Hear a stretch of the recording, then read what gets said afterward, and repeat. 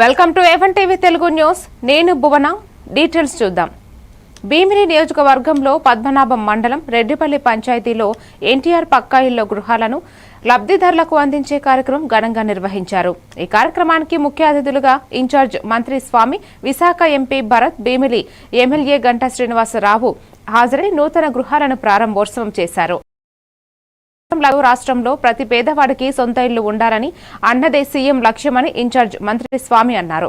ప్రజలకు కూటమి పాలనలో పార్టీలకు అతీతంగా అర్హులందరికీ సంక్షేమ ఫలాలు అందించేలా పాటించడమే కూటమి పాలన లక్ష్యం ఎంపీ భరత్ అన్నారు. ఈ కార్యక్రమంలో నియోజకవర్గం కూటమి నాయకులు, కార్యకర్తలు, ప్రజలు పాల్గొన్నారు.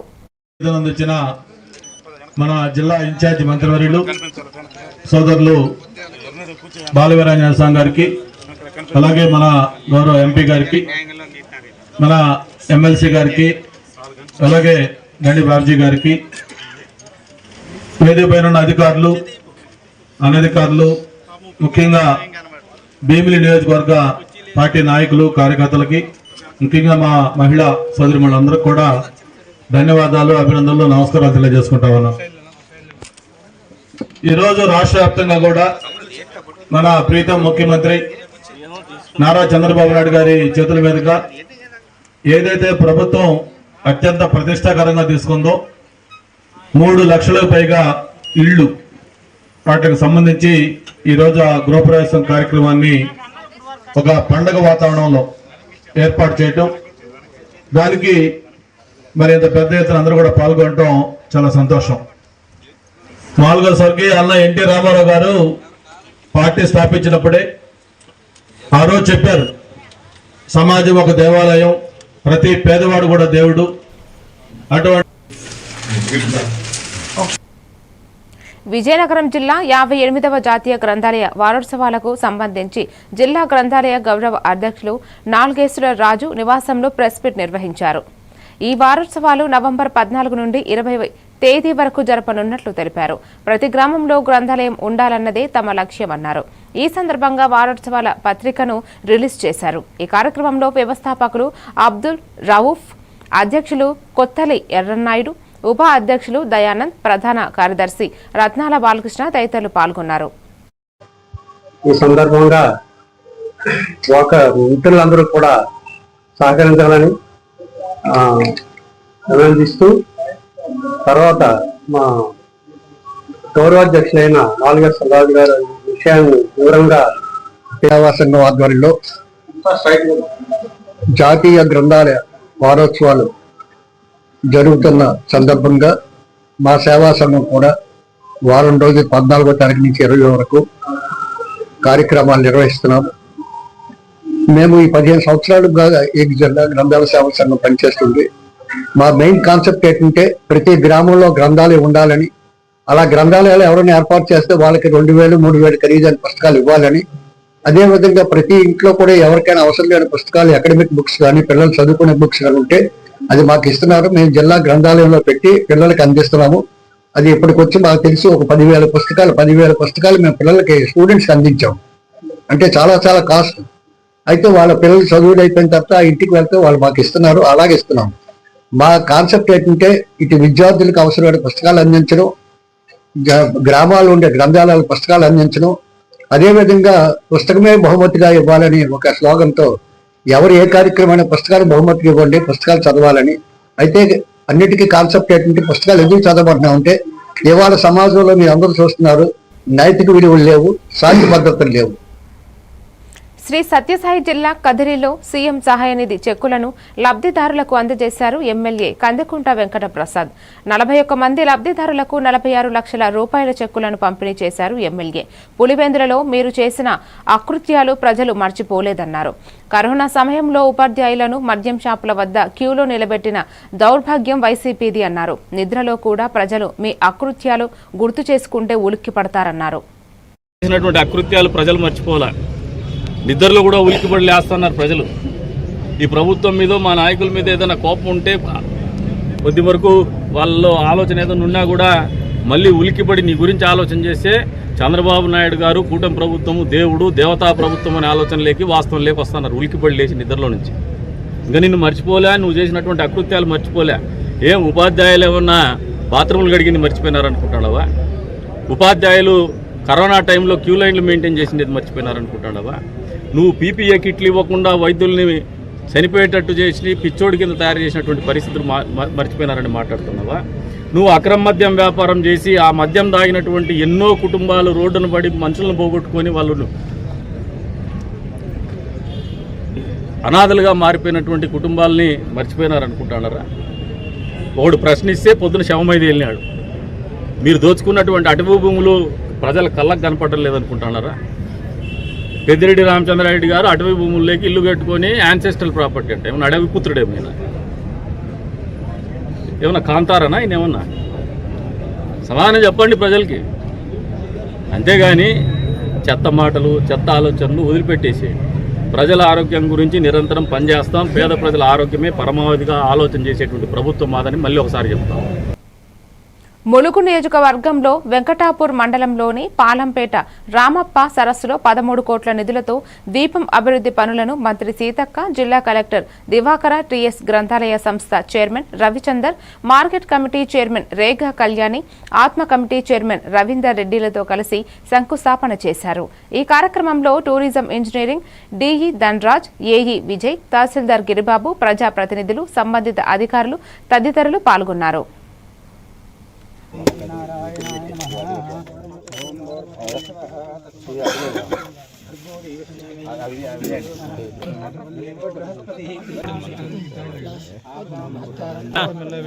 దూరం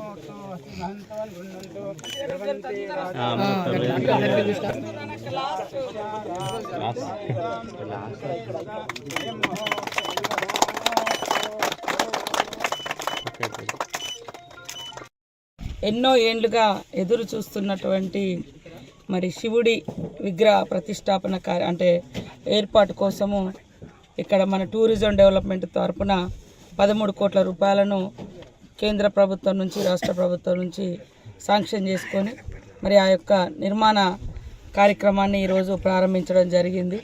ములుగు అంటేనే టూరిజం, మరి టూరిజం అంటేనే ములుగు అనే విధంగా ఇక్కడ ములుగు జిల్లాలో చారిత్రాత్మకమైనటువంటి న్యాచురల్గా వచ్చేటువంటి అనేక అందాలు ఇక్కడ కొలువైనటువంటి ప్రాంతం. ముఖ్యంగా ములుగు మరి జిల్లాలోని మన ఇప్పుడు వెంకటాపురం మండలం పాలంపేట దగ్గర రామప్ప టెంపుల్కు దగ్గరగా మరి ఒక చారిత్రాత్మకమైనటువంటి కట్టడం ఈ ఐలాండ్లో నిర్మించబోతున్నాం. వరంగల్ నగరంలో పలువురు విద్యార్థి సంఘాలు రెచ్చిపోతున్నారు. డబ్బులు అడుగుతూ పాఠశాల యాజమాన్యులను ఇబ్బందులు పెడుతున్నారు.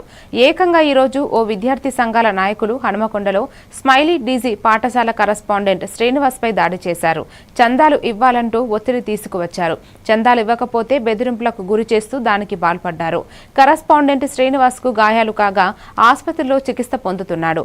విద్యార్థి సంఘాల భౌతిక దాడిని నిరసిస్తూ రేపు ఉమ్మడి వరంగల్ జిల్లా వ్యాప్తంగా పాఠశాల యాజమాన్యులు బంద్కు పిలుపునిచ్చారు.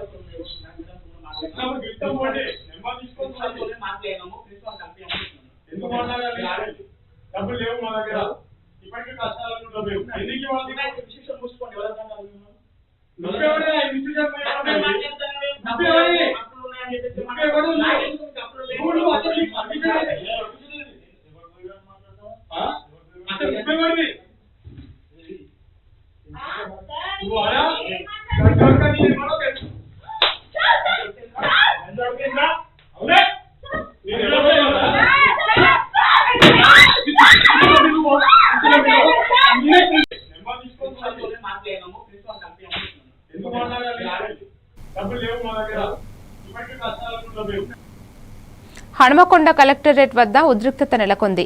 విద్యార్థి సంఘాల పేరుతో జరుగుతున్న దాడులను అరికట్టాలని ప్రైవేట్ విద్యాలయాల యాజమాన్యులు, సిబ్బంది భారీ నిరసనకు దిగారు. ఉమ్మడి వరంగల్ జిల్లా వ్యాప్తంగా ప్రైవేటు స్కూల్స్, కాలేజీల బంద్కు పిలుపునిచ్చారు. హనుమకొండ ఆర్ట్స్ కాలేజ్ నుండి కలెక్టరేట్ వరకు ర్యాలీ నిర్వహించారు. కలెక్టర్ ముందు బైఠాయించి ప్రైవేటు విద్యాలయాలకు విద్యార్థి సంఘాల నుండి రక్షణ కల్పించాలని నినాదాలు చేశారు.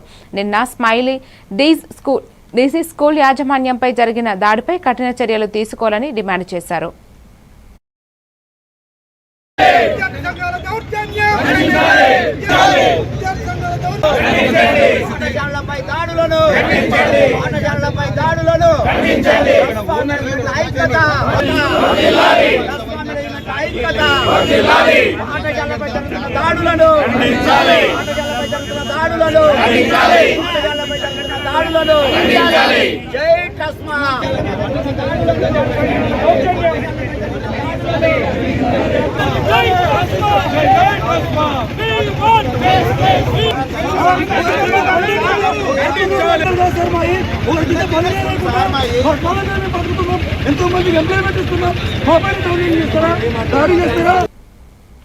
మహబూబాబాద్ జిల్లా ఆరుగాలం శ్రమించి సాగు చేసిన వరి ధాన్యాన్ని రైతులు దళారులకు విక్రయించి మోసపోకుండా ప్రభుత్వం ఏర్పాటు చేసిన ధాన్యం కొనుగోలు కేంద్రంలో విక్రయించి కింటాకు 2,389 రూపాయల మద్దతు ధర పొందాలని ఎమ్మెల్యే డాక్టర్ మురళీ నాయక్ కోరారు.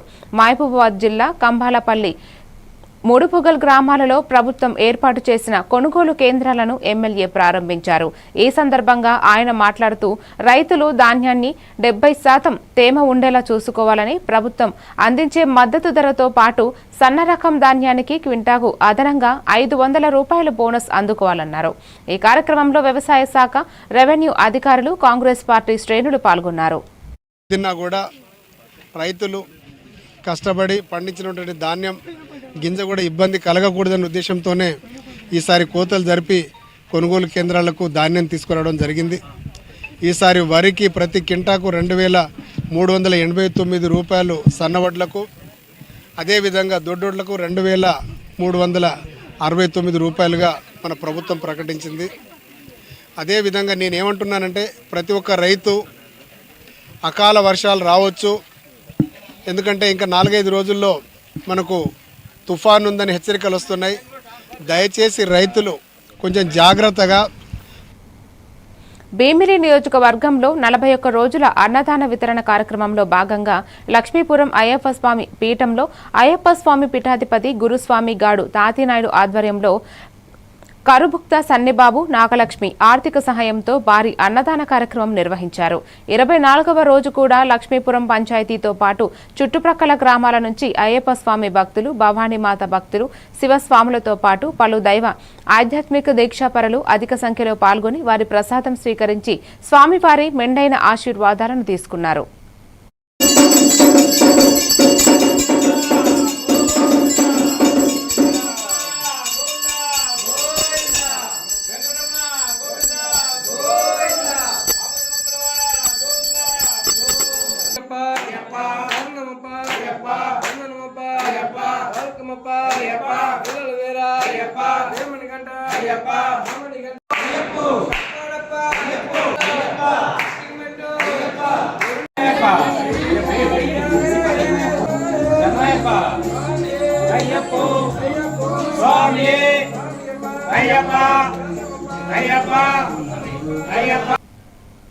ఢిల్లీ బాంబు పేలుడు నేపథ్యంలో దేశవ్యాప్తంగా హై అలర్ట్ ప్రకటించడంతో రేణిగుంట అంతర్జాతీయ విమానాశ్రయంలో భద్రతా చర్యలు మరింత కఠినతరం చేశారు. విమానాశ్రయ పరిసరాలకు వచ్చే ప్రతి వాహనం, లగేజీ, ప్రయాణికుల సామాను సిఐఎస్ఎఫ్ సిబ్బంది, స్థానిక పోలీసులు క్షుణ్ణంగా తనిఖీ చేస్తున్నారు. ప్రతి వాహనాన్ని చెక్ పాయింట్ల వద్ద ఆపి లోపలి భాగాలను కూడా పరిశీలిస్తున్నారు. అనుమానాస్పద వస్తువులు, వ్యక్తులపై నిఘా పెంచుతూ సీసీ కెమెరాల ద్వారా నిరంతర పర్యవేక్షణ కొనసాగుతోంది. అధికారులు ప్రజలకు అప్రమత్తంగా ఉండాలని, అనుమానాస్పద కదలికలు గమనించిన వెంటనే పోలీసులకు సమాచారం ఇవ్వాలని విజ్ఞప్తి చేశారు.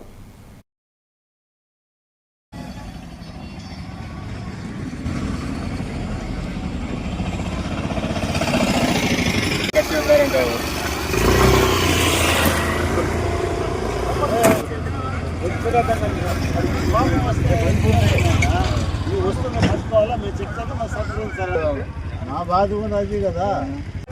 सर अभी ऐसा घूमे सर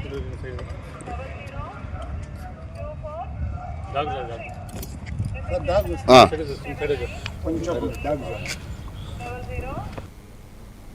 రైతు పండించిన ధాన్యం చివరి గింజ వరకు ప్రభుత్వం కొనుగోలు చేస్తుందని, ప్రజాప్రభుత్వం రైతు అభ్యున్నతే ధ్యేయంగా ముందుకు సాగుతోందని వరంగల్ పశ్చిమ నియోజకవర్గ ఎమ్మెల్యే నాహిని రాజేంద్ర రెడ్డి అన్నారు.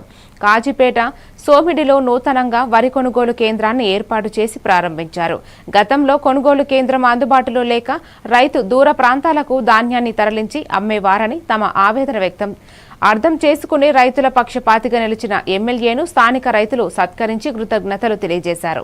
అనంతరం ఎమ్మెల్యే మాట్లాడుతూ రైతు బలంగా ఉంటే గ్రామం బలంగా ఉంటుంది, గ్రామం బలంగా ఉంటే తెలంగాణ బలంగా ఉంటుంది. ఈ కార్యక్రమంలో 62, 63వ డివిజన్ల కార్పొరేటర్లు జక్కుల రవీందర్ యాదవ్, విజయశ్రీ, సయ్యద్ రాజాలి, ప్రజాప్రతినిధులు, అధికారులు పాల్గొన్నారు.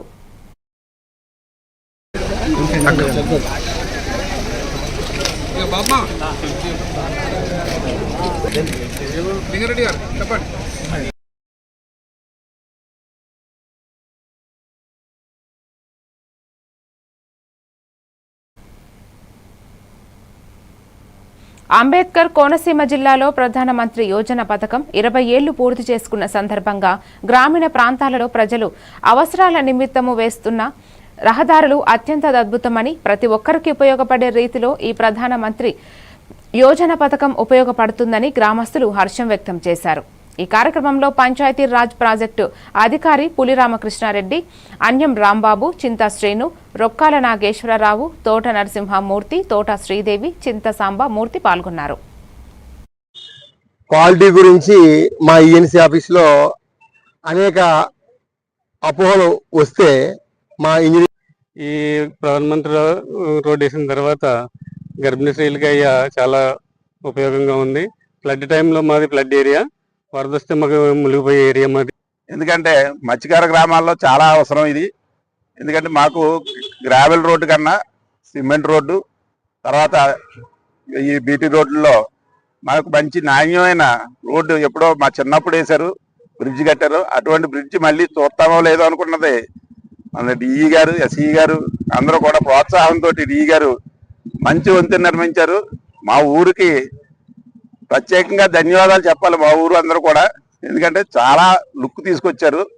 ఇటువంటి రోడ్లు నిర్మించి గ్రామాలను మరింత అభివృద్ధి చేయవలసిందని నాయకుల్ని, అలాగే ప్రభుత్వ అధికారుల్ని, ప్రధానమంత్రి గారికి ప్రత్యేక ధన్యవాదాలు తెలుపుతూ ఈ అవకాశం ఇచ్చిన మరింత డెవలప్ చేయాలని కోరుకుంటూ సెలవు తీసుకుంటాం. డిఈ గారు అంటే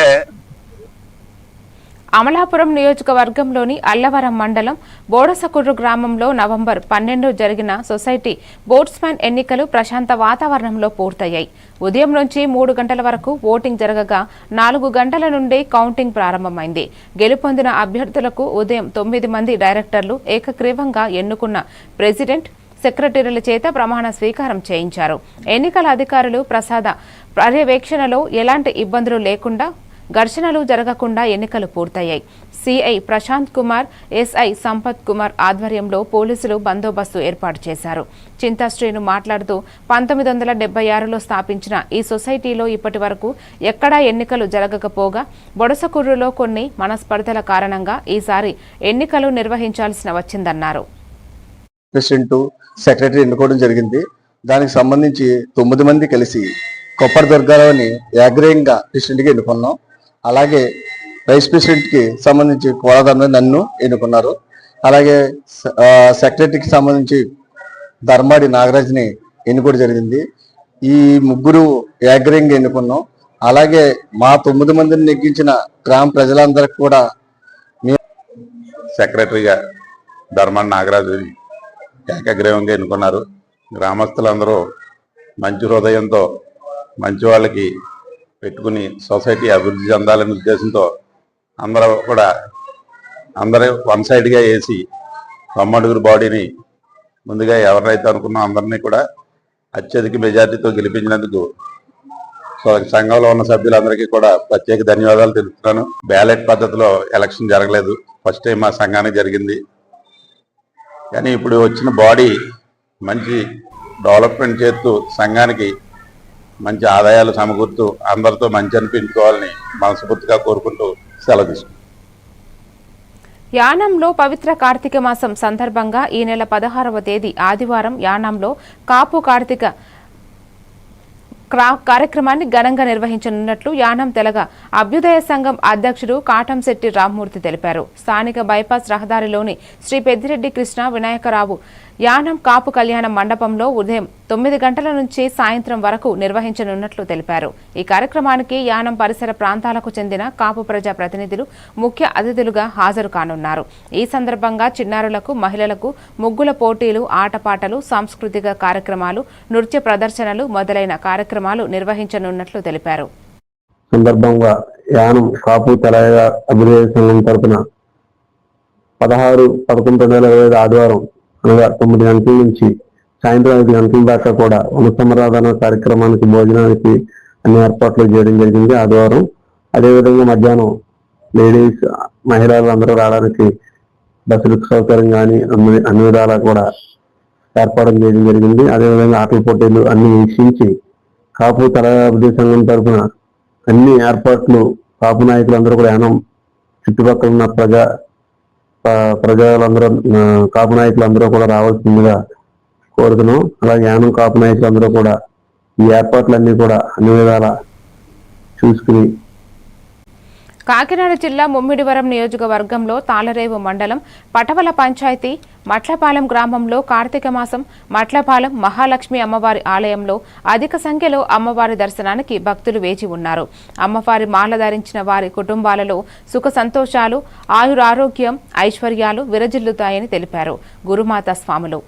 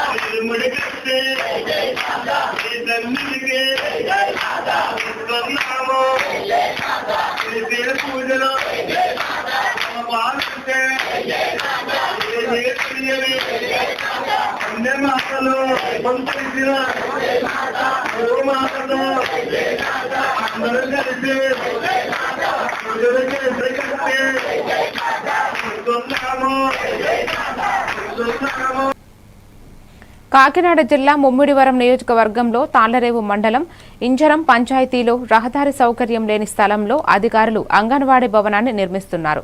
స్థానిక షిరిడి సాయిబాబా వారి ఆలయం వద్ద నూతనంగా నిర్మిస్తున్న అంగన్వాడీ భవనానికి సంబంధించిన రహదారిపై వివాదం నెలకొంది. గ్రామానికి చెందిన ఒక దాత అంగన్వాడీ భవనానికి స్థలాన్ని బహుకరించారు. అయితే ఈ భవనానికి వెళ్లేందుకు సరైన రహదారి లేదు. అధికారులు భవన నిర్మాణాన్ని ప్రారంభించి నిధుల కొరత కారణంగా అసంపూర్తిగా నిలిపివేశారు. తమ స్థలంలో పంచాయతీ సిబ్బంది పనులు చేయడం, కనీసం సమాచారం ఇవ్వకపోవడం పట్ల పెద్దింటి వెంకట గణేష్ అసంతృప్తి వ్యక్తం చేశారు. కరెక్టా కాదా అనేది. అంతేకాకుండా ఈ పూర్తి ఎవిడెన్సెస్ నా దగ్గర ఏవైతే ఉన్నాయో డాక్యుమెంటరీ ఎవిడెన్సెస్ తో సహా నేను పూర్తిగా ఇచ్చి ఉన్నాను అధికారులకి.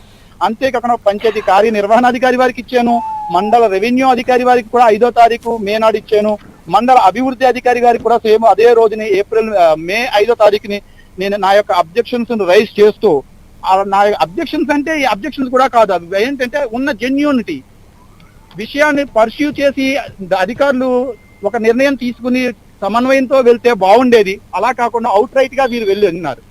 దీనికి ఇప్పటికైనా అధికారులు కనీసం స్పందించి పూర్తి న్యాయం చేస్తారని, అంతేకాకుండా ఒకవేళ చిన్నపిల్లలు వచ్చిన వాళ్ళు ఏదైనా వర్షాకాలంలో వాటిలోనూ ఏదైనా ఇబ్బంది వస్తే ఏదైనా ఆ పాటగోళ్ళు ఆనుకుని అటుపక్క పడినా, ఎవరినైనా పడినా పిల్లల మీద, వాహనాల మీద పడడానికి పూర్తి అవకాశం ఎలా ఉందో ఒకసారి మీరే చూడొచ్చు. వీటిలన్నిటిని పూర్తిగా పరిష్కరించి తగు న్యాయం చేస్తారని ఆశిస్తున్నాను ఇప్పటికైనా. అంతేనే కానీ ఏదో అధికారం ఉందనో లేదా వెనకాల సపోర్ట్ ఉందనో రావడం ఎంతవరకు వారి విజ్ఞతకు వదిలేస్తున్నాను. దయచేసి ఇప్పటికైనా అధికారులు స్పందిస్తారని కోరుకుంటున్నాను. ఈ డాక్యుమెంటరీ ఎవిడెన్సెస్ కానీ లేకపోతే అధికారులకు ఇచ్చిన రిప్రజెంటేషన్స్ కానీ వాళ్ళు లోగడ ఆల్రెడీ సాక్షి వీటిలో వచ్చిన ఇవి కానీ చూపిస్తున్నాను. నేను నా దగ్గర అన్ని కాన్కరెంట్ ఎవిడెన్సెస్ ఉన్నాయి, అయినప్పటికీ అధికారులు స్పందించట్లేదు. కాంట్రాక్టర్ గారు మరి ఎందుకు మరి ఆయన ఆ రకమైన వెర్షన్ తో మాట్లాడారో వారి విజ్ఞతకు వదిలేస్తున్నాను. Watching A1 TV Telugu news.